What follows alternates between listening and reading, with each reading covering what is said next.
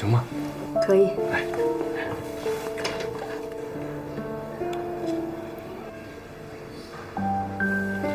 小口小口喝啊。好。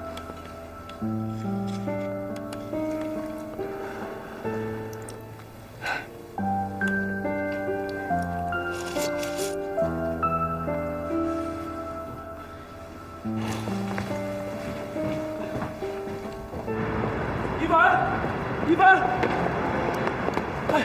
一凡，王远明，你是不是有点太过分了？你还有什么事情瞒着我？我没想瞒着你，我也知道他刚刚回来的。你复查完了？我谢谢你还记得关心我，你还是去关心他去吧。哎呀，不是你想的那样。那什么样？惦记这么久，终于见着面了，还真生病了，多合你心意啊！啊，过来给他送过饭，都是一个粥几个菜的，多尽心啊！哎，你对他负责，你就不觉着麻烦，不觉着累了？搁我那儿你就各种不爽，我是不是应该恭喜你，终于可以跟他再续前缘了？咱俩能不能好好说话？啊，干你呢？你能怎么说？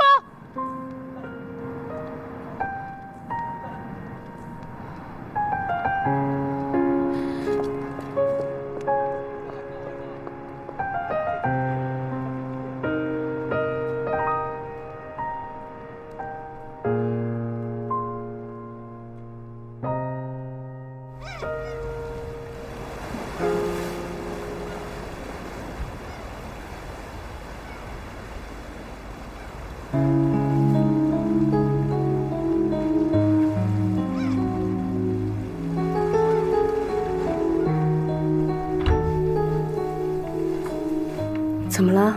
刚才好像有人来过。哦，不是，刚才我突然间想到一个事儿，所以我就出去。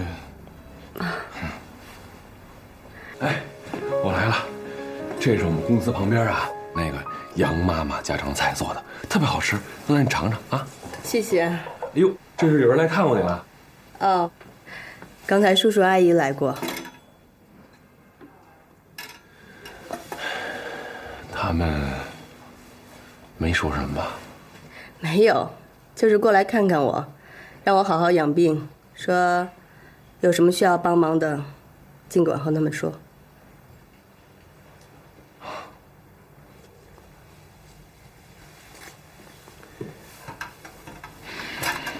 你老是过来照顾我，一凡不生气啊？他呀，有点。要是我也不高兴。你看啊，你呢现在伤成这样，咱们就算是普通朋友，我也不可能看着你不管呀。别想多了啊，别想多。那我就没心没肺的接纳了。嘿，在国外那么久，还从来没有被人照顾过呢。这冷不丁的有个人可以依赖一下，感觉真好。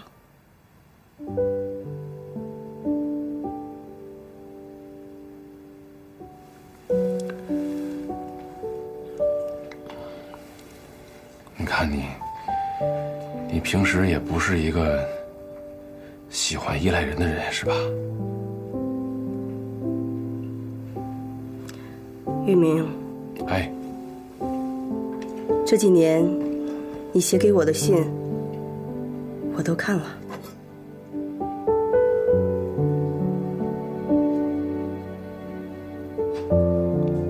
那为什么没有回？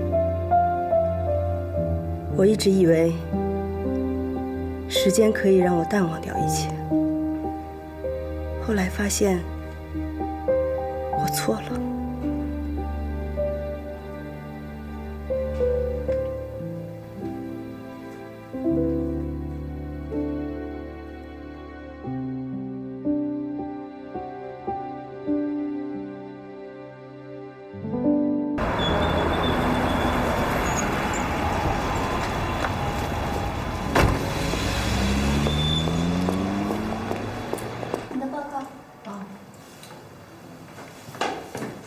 您好，我来取一下那个蒋小涵的报告。你是他的家属吗？啊，我是他家属。拿着报告赶紧去找主治医生看看吧。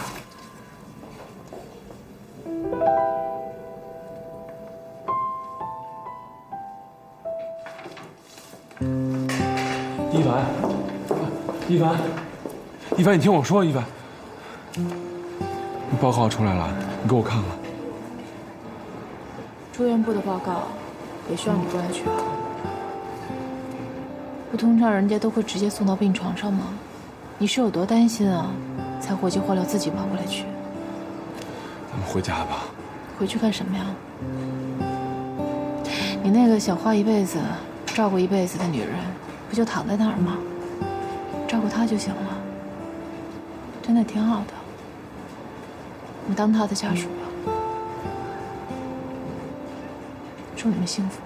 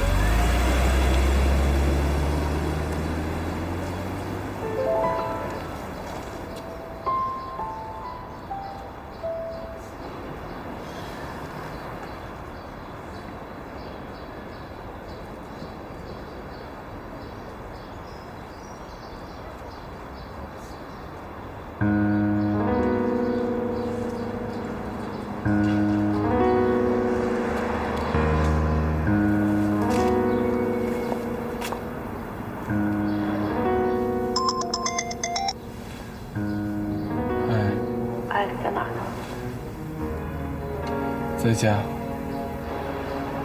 结婚让我等，离婚也让我等是吧？那么再给我2个月的时间。对不起啊，我不会把时间留给你，让你去比较我跟另外一个女人。就今天，你赶紧过来吧，我等你。我们真的走到那一步了吗？时间它可以……不是不给你时间，王宇明，我真的不想每天在这边想你在干嘛，你在哪儿，你跟小韩到底怎么样了？我跟小韩哪个人在你的心目中最重要？你应该比我清楚吧？是我相信我们爱过，对，我们也快乐过。我也相信你对我的爱，这都是真的，我真的特别相信。但是在小韩面前，我觉得胜负已经定了吧。行了，我也不想再纠结了，我也不想每天在这边挣扎了。你赶紧来行吗？我真不像我姐，我没那么坚强。我求求你，我求求你赶紧过来行吗？你赶紧过来，我们早点把这事了了行吗？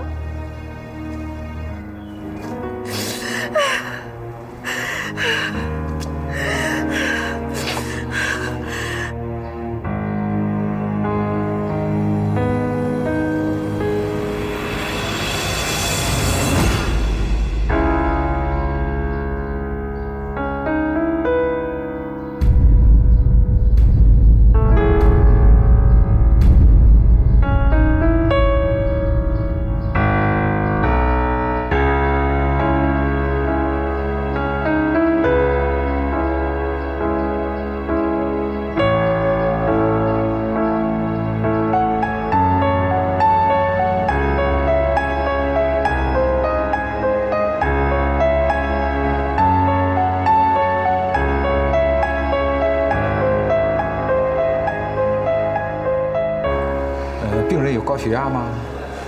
应该没有。那他每年都体检吗？对，每年都体检，但没说有什么问题啊。他现在怎么样了？刚醒。哦，哎，什么问题啊？疲劳过度、脑供血不足、情绪起伏，这些都有可能。我建议还是留院观察一下。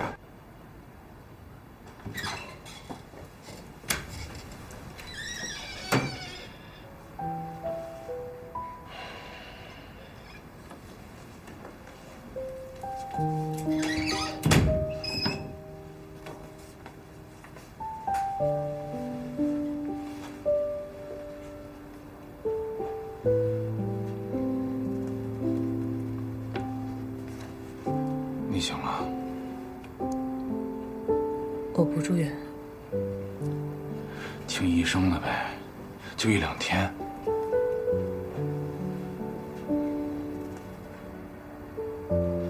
一凡，对不起，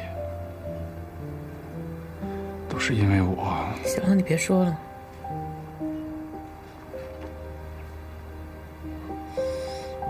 吃饭啊！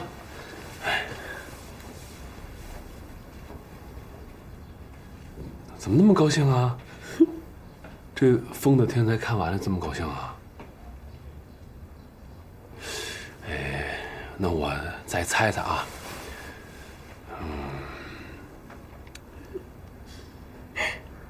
啊？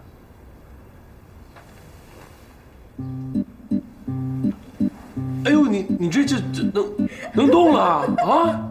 哎呦，这太好了，你这个太好了啊！太好了，太好了，太好了，太好了！握个手，来握个手，握个手！恭喜恭喜恭喜！抱一个，来抱一个，抱一个！哎呦呦呦呦呦！太好了，太好了，太好了！真棒，真棒，真棒，真棒！哎呀，真棒！你好像变了啊！前一段时间至少你会犹豫一下。你能动我干什么？我犹豫干嘛呀？你现在太大方了，好像什么东西都放下了。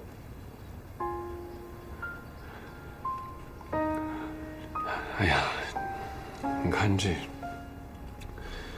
他不是你想象的那样的放下。好了好了，别解释了，反正意思都一样。反正呢，你的心已经不在这儿了。哎，那什么，不是那个，小韩。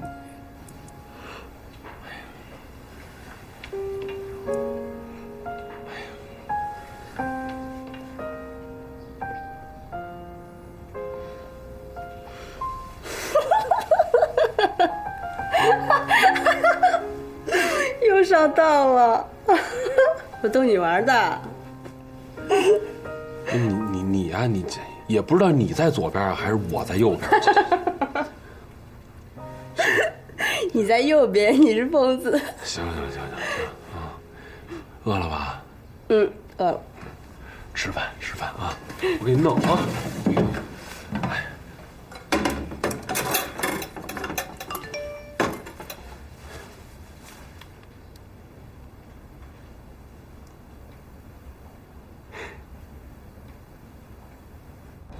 我跟你说，这人可是我客户当中最靠谱的一个，你好好聊。那个晚上我得去一趟郊区，晚点回来。王老板来了。哎，我想问问那什么，一凡在吗？我不知道。你看你怎么可能不知道呢？你俩关系这么好。你俩关系不也很好吗？你怎么不知道？哎呀，王宇明，这种事你怎么干得出来呢？行了，不跟你说了，走了，拜拜。哎。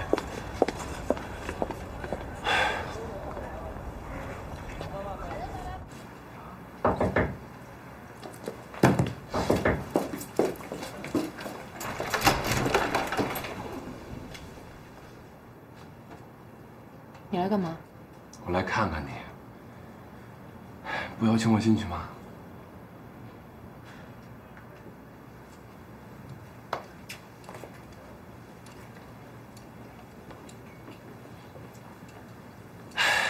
行啊，给自己收拾的挺舒服。怪不得不想回家呢。说吧，找我什么事？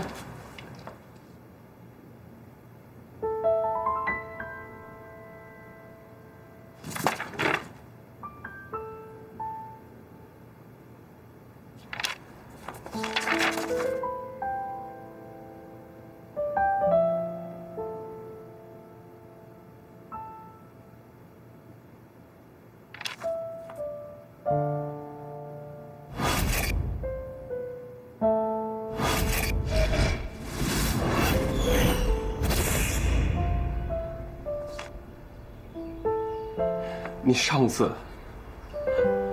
让我跟你姐和你爸签那股权协议，就是为了离婚做准备是吗？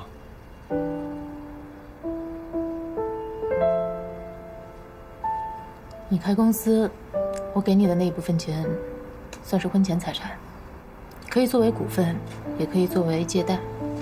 婚后财产，你可以去查我的工资单，大部分也都入了你公司了。所以早就开始做准备了是吗？我丢的钱算是我们婚后的共同债务，我们一人一半。你爸爸抵押房产跟我们财产分割没有关系。小宝跟我说你打算回来了，我还信了。我忘了你们律师最擅长做这一套了，是吧？好，你现在准备好了？好了。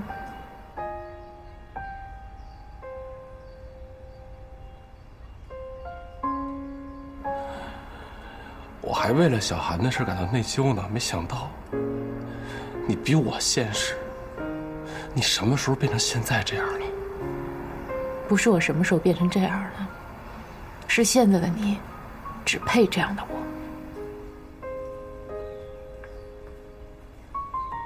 我跟小韩没你想的那么龌龊。我没跟你说那个。那你说哪个？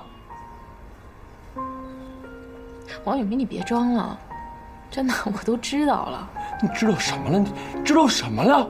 我在医院躺一天，所有的人都在忙前忙后给我想办法。你干嘛去了？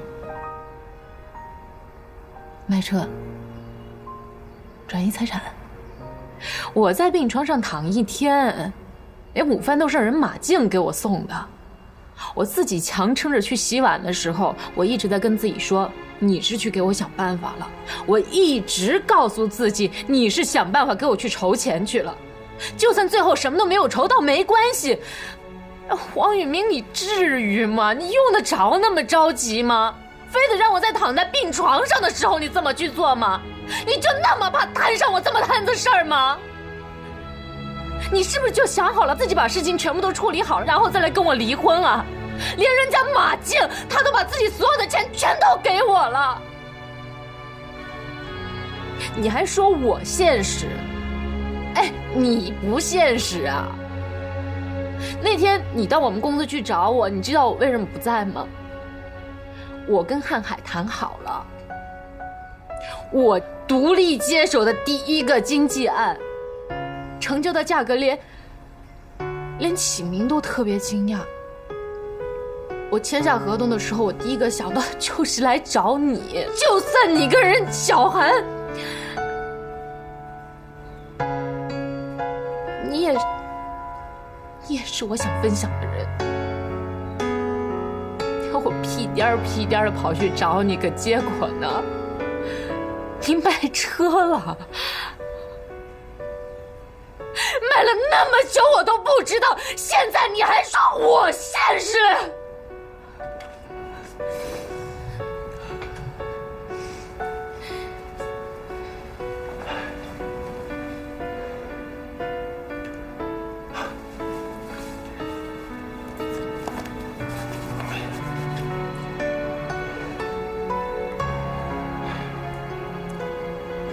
这个是卖车的钱，陈涛把钱给我了。今天来就是想把这卡给你，让你拿着它去还债。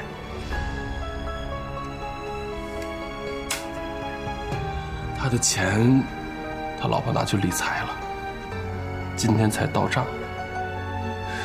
之前没弄清楚情况就稀里糊涂的去办交易了。对了，还有之前跟你说那些话，我每一句都是真的。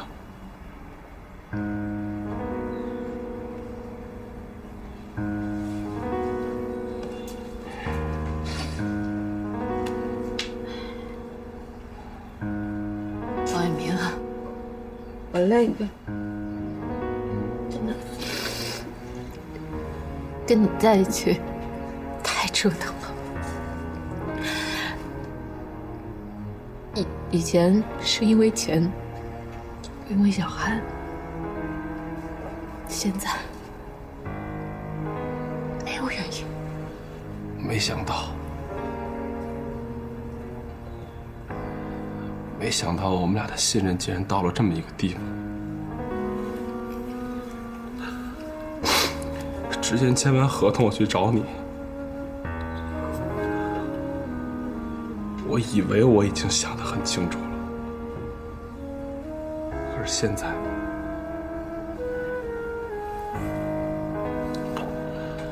我跟你一样迷茫。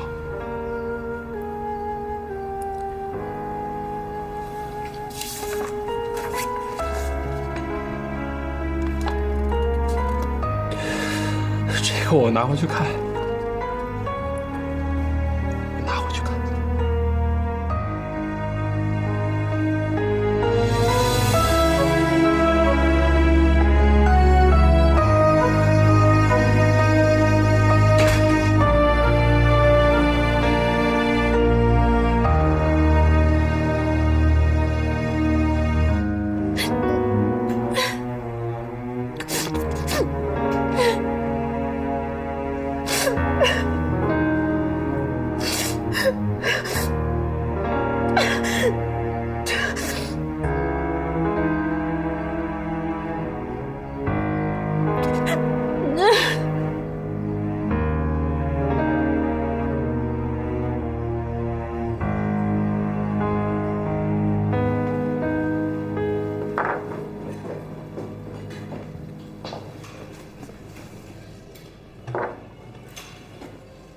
什么事儿啊？这么晚叫我出来？我喝两杯。我不能喝，我是趁着小孩睡着了偷着跑出来的。你就快说吧，什么事儿？赶紧说呀！我就想问问你啊，你真的了解一凡吗？这话问的，我们俩那么多年朋友，当然了解了。你不了解呀？你不是跟我说他是对我们的婚姻没信心吗？你让我给他信心是吧？我找他去了。你猜怎么着？他把离婚协议书给我准备好了，上面什么财产分割问题、债务问题写都倍儿清楚。哦，对了，还有，之前他让我跟他姐和他爸签那个股权协议，他就想好了要离婚了。你说啊，他把他对客户那赤裸的那套全用我们俩身上了。你说他会不会外面有人了呀？他，哥，这个时候别乱想，这肯定不可能。协议的事儿咱先不说啊，就说他外面有人这个事儿，我打保票他不可能，因为我知道一凡他不会那么容易喜欢上一个人。你就说认识你之前6年，他没看上一个人。那我想不明白了，我为什么就现在我不认识他了呢？啊，婚姻生活方面我也是个菜鸟，但是我知道。夫妻之间啊，都是吵吵闹闹、磕磕碰碰过来的。你说我和小丫不就是这样吗？但现在过得挺好的呀。你说你不认识人家了，你这有点赌气啊。你想想，你当时追着人家的时候，那人所有的优点不都在你眼睛里吗？你现在一点都看不着了，不认识人家了，怎么可能呢？你们俩之间就是有误会，肯定有什么事儿啊没沟通好，把这误会解决就好。你再说了，你俩现在非得离婚不可啊？到了那地步了吗？好像有到，但是听你那么说完吧，好像也没到这一步。就是嘛。你自己看看，你这是什么？你当时为什么选择带上他？那是有承诺的，老爷们儿结了婚，你就得负责任、担当，不能离婚。不是我说要离的，他提出来你也不准同意。他都把离婚协议书给我写好了，就是不准离。我跟你说不明白。你要跟我说不明白，你这样，你打电话问问你姐夫，他是过来人。我打电话给他干嘛呀？你跟我说不清楚，你给他打个电话，没准他就把你说清楚了。不打。你这什么意思呢？大晚上的，你能给你妹夫打电话，就不能给你姐夫打电话？你话痨吧你？打。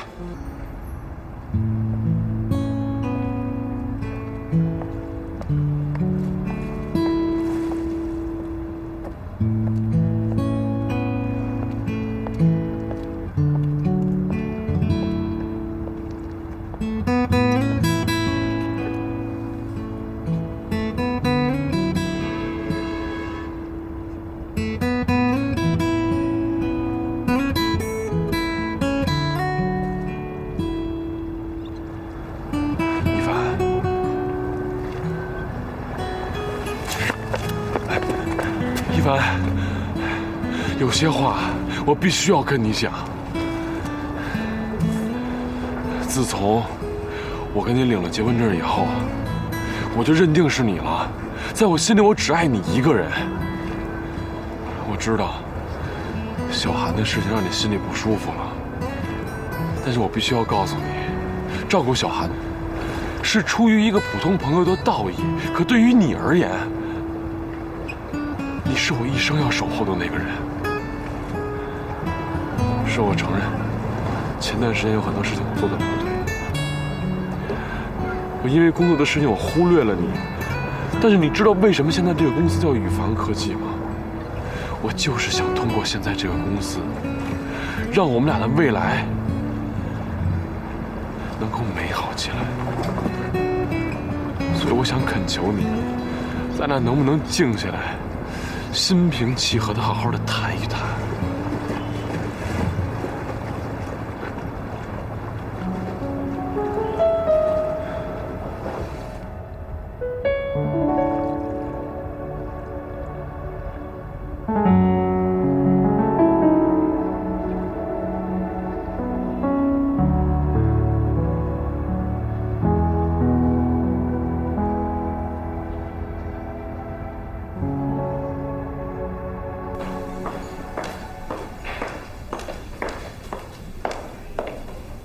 爸，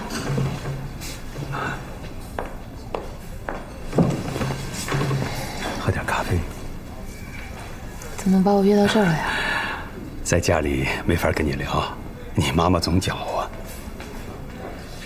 一凡啊，离婚对于一个女人来说，不能太草率。你怎么跟我姐说一样的话呀？我明白你们的意思。现在我年纪已经到这儿了，如果再离婚的话，的确没什么优势。但是其实我已经想清楚了，不就是过日子吗？我自己一个人也可以啊。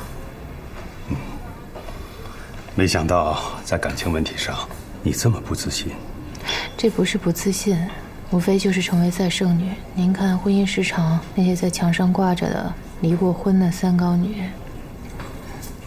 挺正常的。看来你对男人还一点都不了解。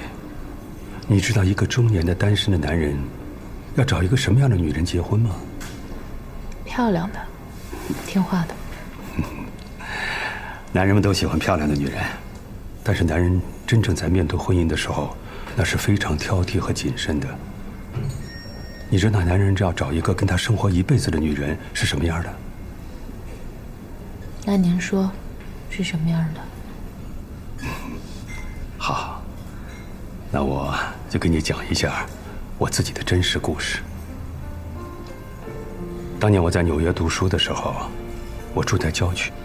有一天赶上暴风雪，我的车抛锚了。当时四下了无人，雪呢越下越大，天呢越来越黑。我在原地跺脚取暖，可是救援的车怎么都来不了。就在这时候，从远处开过了一辆车，在我的面前停留了一下，就又开走了。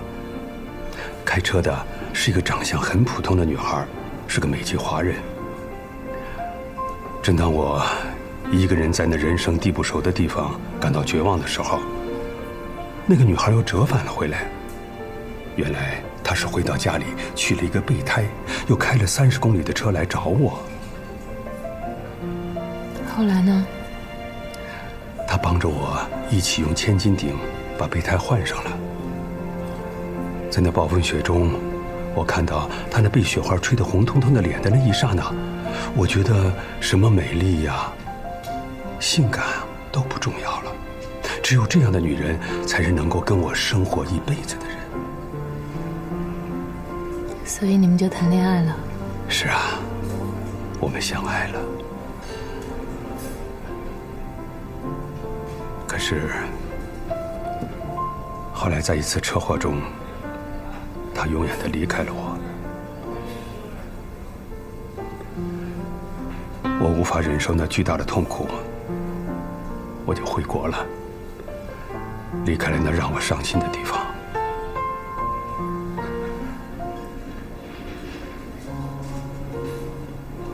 一凡啊，男人们真正想要寻找的，是能够和他一起战胜生活困境的人。也许他没有十足的美色，但是却有一颗独立的、坚强的、善良的内心。相信我，你才是男人们心中最想要的那种女人。爸，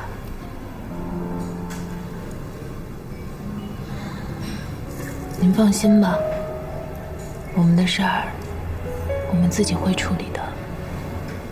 好，我理解。要不晚上咱俩坐坐，把咱俩的事儿聊一聊。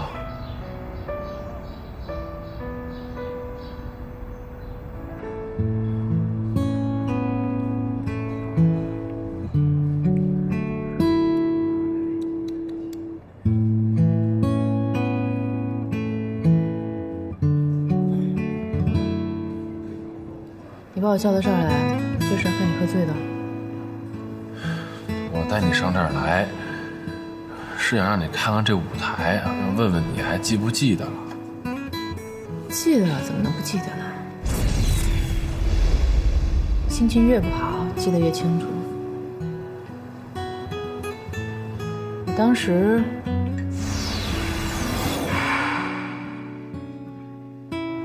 会感动到哭，现在不会了。我还记得呀。行了，你别说了，我不想听。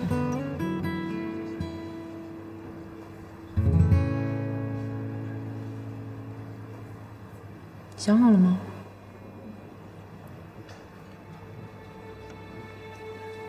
想好了。想好了就签字吧。我想和好。不可能。怎么就不行呢？我是招你了，我还是惹你了？如果我要真干什么对不起你的事儿，你跟我离婚，行，我认。可有吗？啊，小韩的事我不都跟你解释过了吗？卖车的事我也说明白了，还有那些乱七八糟的事，那都是咱俩自己记的疙瘩，咱俩把疙瘩解开不就行了吗？非要离婚吗？就没有别的解决方案了吗？啊？那行，那我问问你，你想明白了吗？你要是觉得合同和协议哪儿不合理，咱们可以再商榷。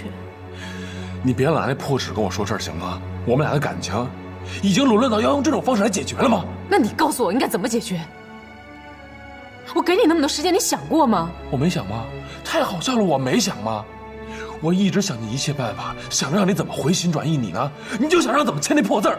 你想让我回心转意，那你早干嘛去了？哎，你要是早点把事情想清楚了，我们至于到今天这样吗？是我也不明白了，怎么就到今天这地步了呢？啊？为什么就到今天这地步了呢？我就至于在你那儿无可救药了吗？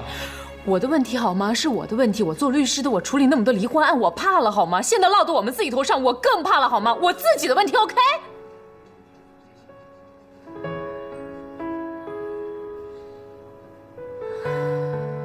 你能不能不这样？冷静点行吗？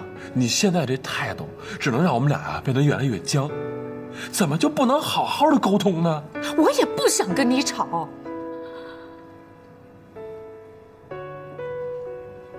我也吵累了，你没发现吗？我们现在真的已经到了没有办法沟通的地步，你没有发现吗？结婚前，我跟我姐跟我爸说，我就想找一个能给我安全感的男人。当初你在这儿跟我求婚，也是信誓旦旦的说要给我幸福，要让我快乐，让我做个全世界最幸福的女人。你做到了吗？真的，跟你结婚我就没有想过要把这个日子凑合着过。我觉得我们两个人在一起真的是挺不容易的，我特别想好好的把这个家维系好。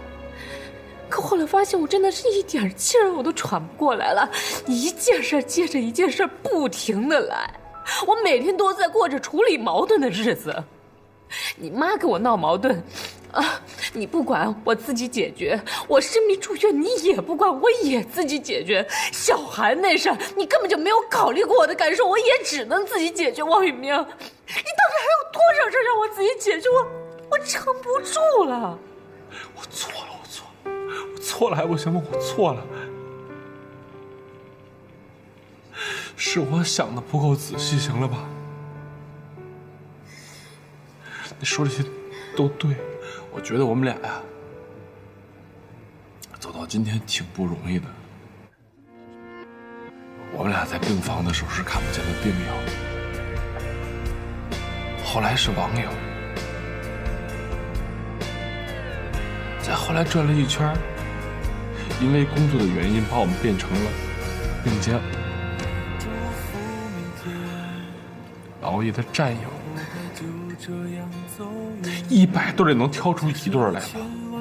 一凡，我真是挺珍惜我们俩这缘分的。是，有些事情我是想的不够细，我是没有责任心，我错了，我给你道个歉还不行吗？你能不能给我一机会？你说我错哪儿了，我改还不行啊？你要是这么委曲求全，将来就算我们在一起了，你也会每天看着我的眼色过日子，总有一天你会烦的。还不如在今天，咱们就在这儿，心平气和的，好说好散，至少还没有那么恨。你把字儿签好了，快递给我就行。怎样才可以说服了我自己？我们拥有曾经，我舍不得睡觉，我错了，我错了，舍不得这个家，我错了，我不想写那个字，我错了，你说什么我都改，我错了。完美的结局属于我和你。怎样才可以说服了我自己？彻底把过去在心底抹去。如果说那幸福，你俩这就算是和好了。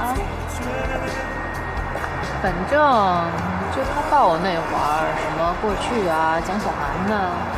以前经历的那些事儿啊，就都不重要，都消失了。那会儿我就想跟他在一块儿，不知道。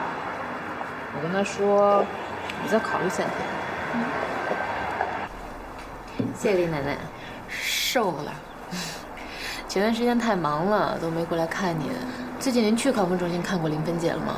看了，还那样。李奶奶，您恨何风吗？不恨，他们俩没事儿，是一个巴掌拍不响的。小芬也有问题，她是太倔太要强了，这点你们俩倒有点像啊。何风那儿一有个风吹草动吧，他就又吵又闹的，动不动就带着个孩子离家出走，还得何风陪着个笑脸呐，过去把他给哄回来，大大小小的折腾就没完没了，最后把自己折腾成那样。不过您这么评价何风，我还真没想到。小芬那儿啊，我是一个劲儿的劝呐，可她就是听不进去。女人呐，嫁不出去，难受；嫁出去了吧，不是这儿不好，就是那儿不合适。你说这世上哪有这么事事如意的婚姻呢？这就是事实，你必须得接受啊。说这真正的婚姻呢，就是从接受开始，然后才是解决问题的方式。有很多问题，它其实并不是问题呀，而是解决问题的方式成了问题。有句话，我跟小芬说了很多遍，她都听不进去。你想听听吗？好啊。别要强，真正的强是柔软，只有柔软才能包容自己，包容他人，才有对生活的韧劲儿。表面的强硬啊，只能让人觉得你咄咄逼人，不能真正的解决问题。再告诉你一个诀窍啊，这男人呢，他就是一棵植物，哪儿的太阳好，哪儿温暖，他就到哪儿生长。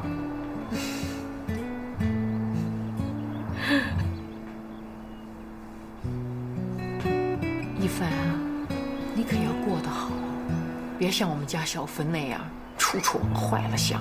我和你妈都希望你过得好。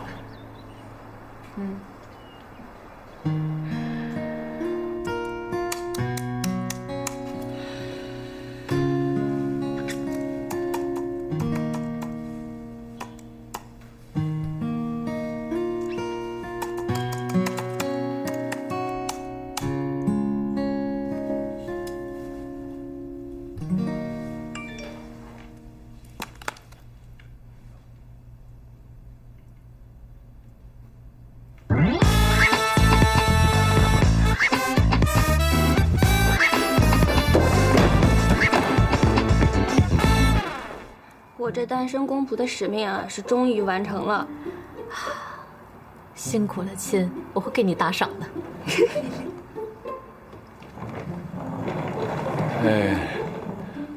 马律师，我能带姜律师走了吗？那我就把姜律师交给你了。其实吧，我特别的想感谢你。不用，下回别让他来就行。一定。你赶紧走吧。拜拜，亲爱的。哎，你要是再赖着，我就不让你走了。拜了。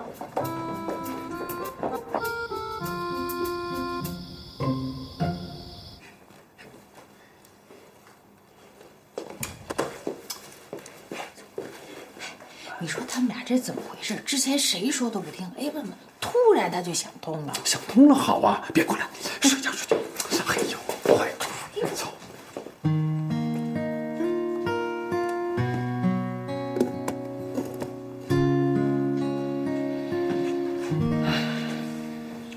这离婚协议书啊，咱就给他摆在这儿，以警示咱俩。以后呢，咱要是闹了别扭，就过来看看。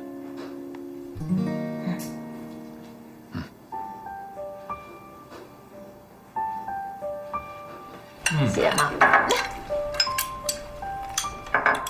李明，今天就别往医院跑了啊！你妈说的对，一凡这么大度的回来了，你要是再往医院跑，他不动手，我们也动手。行了，你。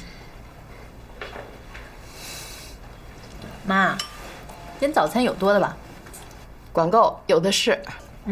要有多的人就装一份给雨明，让他带去医院呗。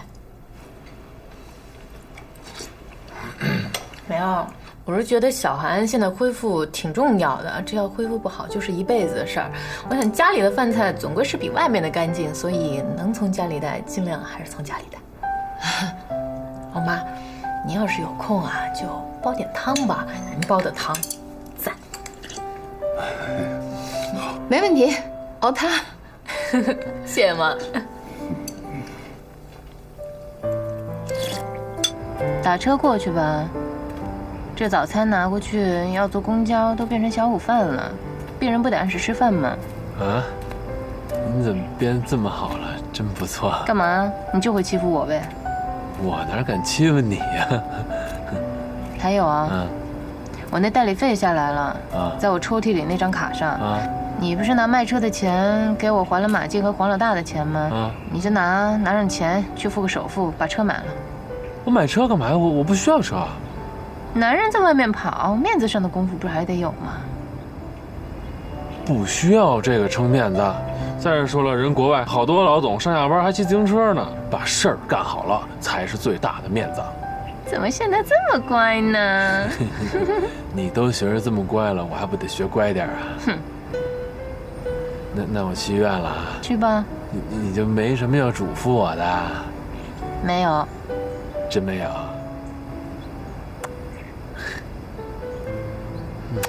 那我走了啊。去吧。哎，我要不捎你段吧？不用，又不同路，你赶紧走吧。那我真走了。去吧。嘿。来。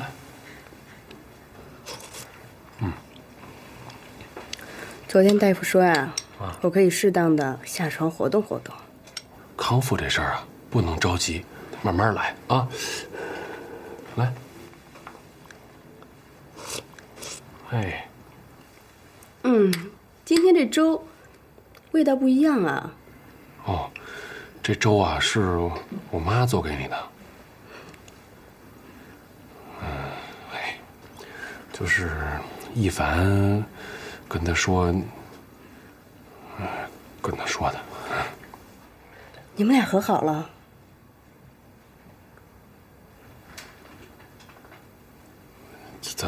怎么叫和好了呢？本来一直就挺好的。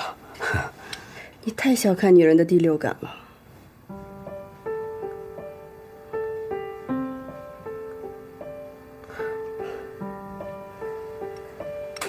恭喜你啊！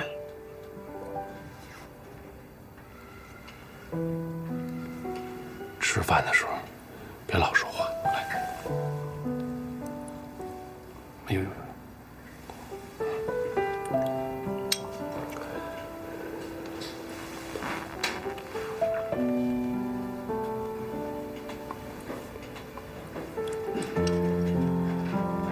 要不我给你包个鸡蛋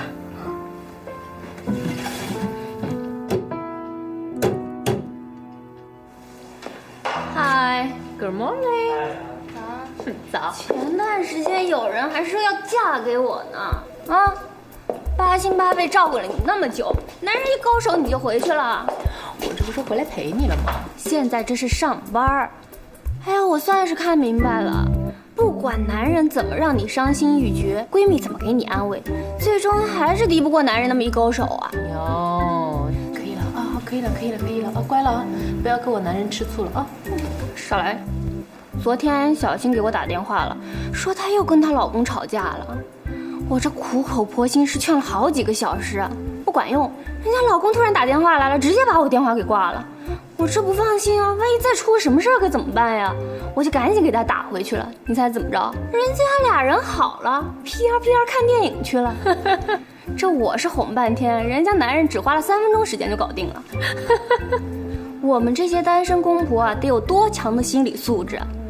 是。你们把热情都给了男人，把薄情都给了我们。哎呦，知道你们单身公婆不容易啊！来，给你温暖，给你抱抱啊！少来。怎么去了一趟李奶奶那儿，你俩就好了？哎呀，我就是一离了家不能活的人。反正我嫁出去了是困境，我没嫁出去也是困境，那我总得在一个困境当中找到解决之道吧。什么解决之道？柔软再柔软。笑什么呀？就冲你现在这劲儿啊，我送你4个字：正式范儿。正式范儿你听说过吗？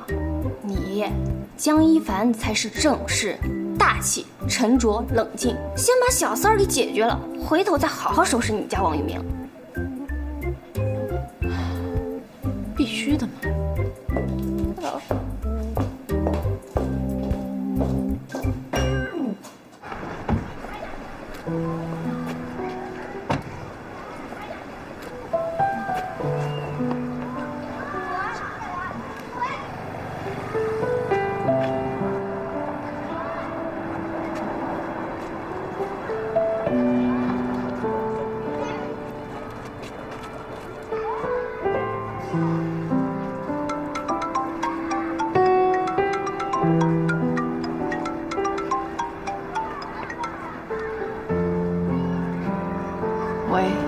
今天没来上班啊？我正送小莫上学呢。最近怎么样啊？来2回都没见着你。没事儿啊。怎么了？不舒服？生病了？没有。你在那儿等着我，我现在马上过去。我现在就回家了，要不然你就到我们小区来找我吧。给小韩做的。这不是一凡发话了吗？这我哪能不弄啊？这好久没看闺女了，正好他们俩一人一份儿。你说这个一凡是怎么想的呀？好像跟变了个人似的。是变了，变聪明了。你想啊，这小韩要是瘫痪站不起来了，他肯定要依赖雨明一辈子，咱雨明不可能不管呀。这是雨明和一凡以后要面对一辈子的事情。既然这一凡回来了，想继续过下去，他肯定希望小韩早点好起来。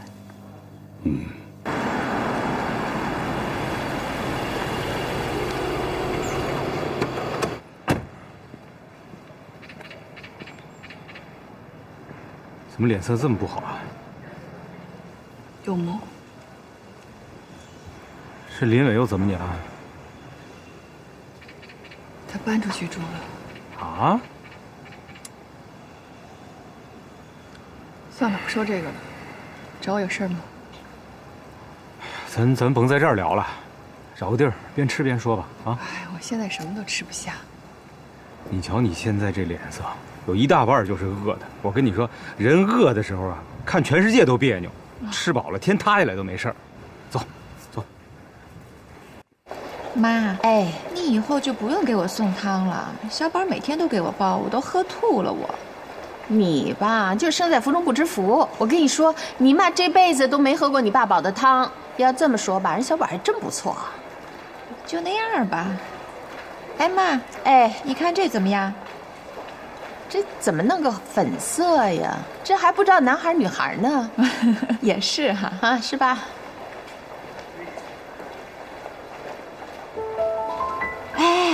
林伟哥，江一林知道吗？知道啊，都认了多少回了他。干嘛呀？你这是拍照啊？我。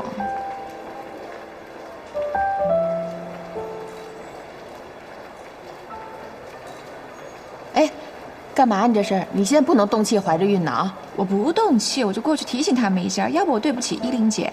我提醒去。你看这个好不好看？林伟哥。谁啊？小丫，你怎么在这儿？啊，这位是我们公司的同事。啊，这是我妈。认识。你好，阿姨。见过啊。见过。那我们自我介绍一下啊，我叫王小丫，是依林姐妹妹的小姑子。这位呢是我妈，是依林姐妹妹的婆婆。哦，依林姐你认识吗？她老婆。你们好，我叫秦珊，我们是同事。现在同事都流行牵着手逛街呀。秦珊、秦三儿、秦小三儿，还没弄明白吗？古代叫妾，现在就叫小三儿。你们说话可不可以注意点？我注意了，你注意了吗？你拉着别人老公的手逛街，你不害臊吗？你不知道他有老婆孩子吗？阿姨，我们俩还有点事儿，我们先走了。你先别走的，我跟你说，林伟，咱们俩可是八竿子才够得着的关系。但是我要劝你一句，亏心事做太多了，可是要还的，懂吗？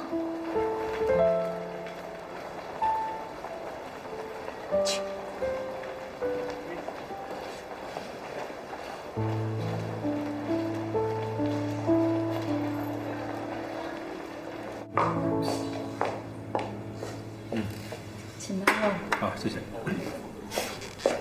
尝尝吧，这个汁儿做的特别好，牛肉也特别新鲜。待会儿还有甜点，你可以尝一尝，味道很不错。你有想吃什么你就跟我说，我一朋友啊，就是一饭馆114，纯吃货。你想吃什么，你跟他讲，都有推荐。你想让我化悲痛为食欲啊？你最近确实太瘦了，可以适当增点肥。妈，您刚才真是太帅了。但真的太可惜这江依林了。有什么可惜的呀？林伟根本就配不上他，我觉得他们俩早分了得了。干嘛呢？把照片发给依林姐。别发呀，咱骂骂就行了，别发啊，听见没有？嘿，发出去了。哎呀妈，您知道吗？这世界上啊，就是因为有您这种思想人存在，才让那些小三儿跟渣男得逞的。我之前就想开一微博，让所有的女人把那些对他们心怀不轨的有妇之夫全部揭发出来，我一个个发到微博上，这样呢，所有的已婚女士就能在我的微博上查到她们老公的案底。你确定这么做吗？我就那么一说，我哪有时间啊？我有时间啊，我真的有时间，这事儿我来做。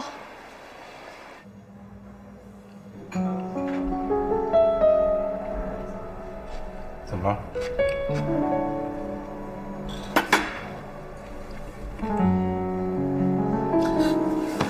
送我去一趟。你冷静点儿，现在过去没有用。我怎么做才有用啊？你现在去就是羞辱你自己。你要真想报复，找一个更有效的办法。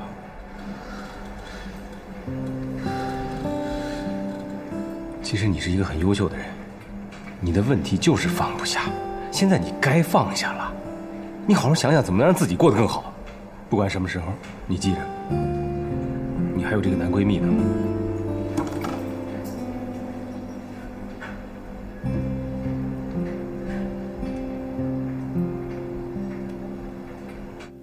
不是妈，这事儿呢，我是早就知道了，但是您也不能说让小丫就把那照片给人发过去了。哎，小丫什么想法？您又不是不知道，万一姐姐看那东西，人家出点什么事儿。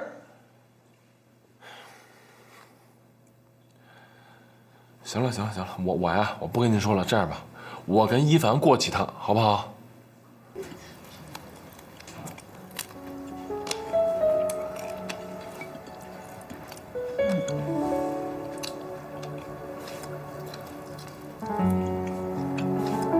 人要是想通了，不纠结了，就有食欲，还真对。那个姐，我妈和小丫啊，是我谢谢他们。去年在网上，我们同学的那个群里，有一个男同学的老婆跳上来就破口大骂，骂她老公有了外遇，各种揭发，弄得她老公特别狼狈不堪。当时我们就想，完了，他俩肯定得离，这日子肯定过不下去了。后来他老婆居然说，不管她老公在外边发生什么事儿，她都不会离婚，这个家都不会散。我当时听完之后，我特佩服这个女的，事情都这样了，她还能这么想这么做，实在是了不起。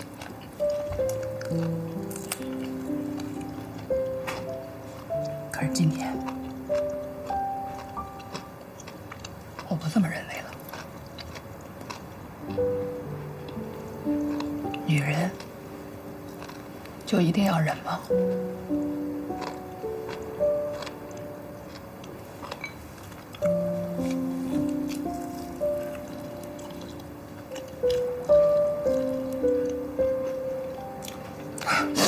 我没事儿，回去吧，甭担心我啊，好着呢。哦，对了，过2天伟伟过生日，你们把时间留出来，我准备热热闹闹给他开个大 party， 回去吧。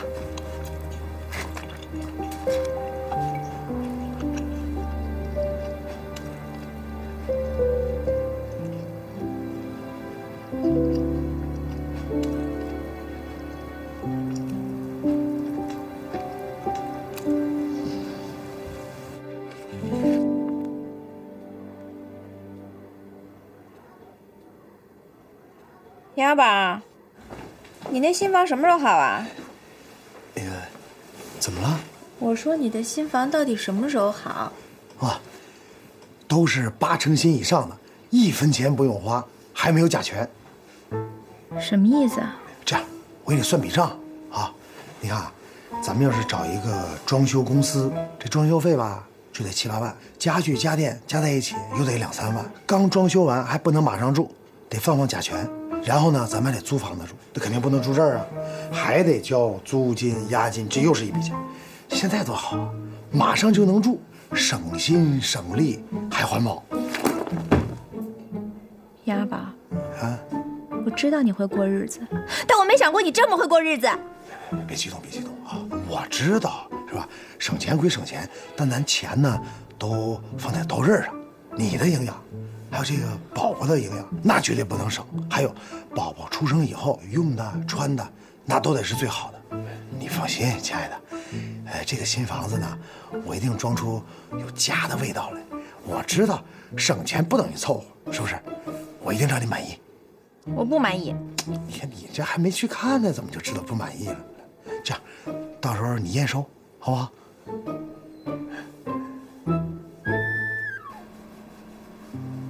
看到没？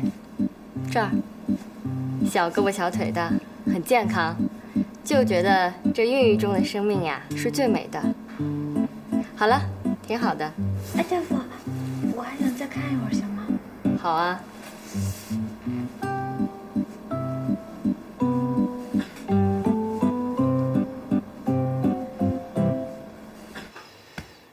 我怎么就被他弄糊涂了呢？我倒觉着他明白了，他是想明白了。我姐跟我姐夫那么多年，我也不想看到他们最后分开的时候弄得太尴尬。是啊，我也不想啊。可是我觉着啊，你姐要是发泄出来了，舒服了也行。以后我们不能这样啊！万一我们……哎，咱别万一行吗？咱俩这次就已经够悬的了，咱俩千万不能有任何的闪失。我不说万一吗？哪有那么多万一啊？你不是说了吗？外面的事情咱俩呢不能左右，但家里面的事情咱们得一起努力啊。怎么突然就想起这个了？就是突然间想起来了呗。按你说的啊，一起努力啊。那我再跟你说个事儿。小韩，我跟你一块去照顾吧。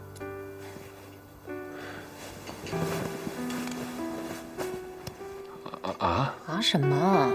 你公司不是刚接了一新的，后面不是挺忙的吗？小韩，你作为朋友又放不下他，那我想这段时间反正我也不是很忙，就这么定了。好。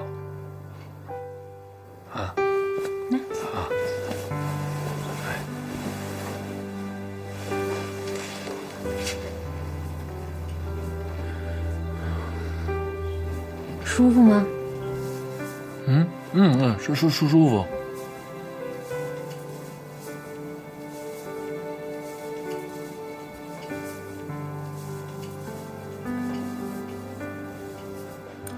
来啊，谢哈。最近看你姐姐了吗？去了。怎么样啊？没跟妈说呀。谁让小丫把那东西给她发过去的？什么事儿啊？这林伟啊，在外边找了一相好的，让我跟小丫碰上了。不是，你钓鱼的时候可别跟姜美宽说啊。看上去挺老实一个人啊。看上去，你现在能看明白几个人呢？还说我们女人心海底针呢，我看你们男人那才叫千层皮呢。这我跟我爸还跟这坐着呢啊。跟你爸一样，你爸那时候啊，那叫能说会道，现在可倒好。你这是什么意思你啊？我跟你说啊，我不跟你说了，吃饭的不吵，不是吃饭的啊，吃饭的。你甭劝啊，我还警告你王玉明，你要跟林伟那样，别怪我到时候不认你。还有医院那边，你差不多得了，别没事老往那儿跑。人家一凡说没意见，那是相信你啊，你也知趣儿点。妈，没事儿，我跟玉明都已经商量好了，以后我跟他一块儿去照顾小韩。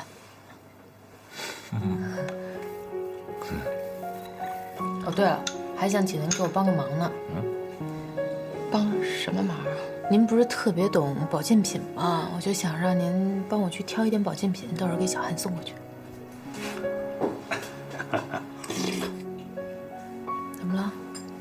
舍不得钱啊？没有，挑，明天就去挑。谢谢妈。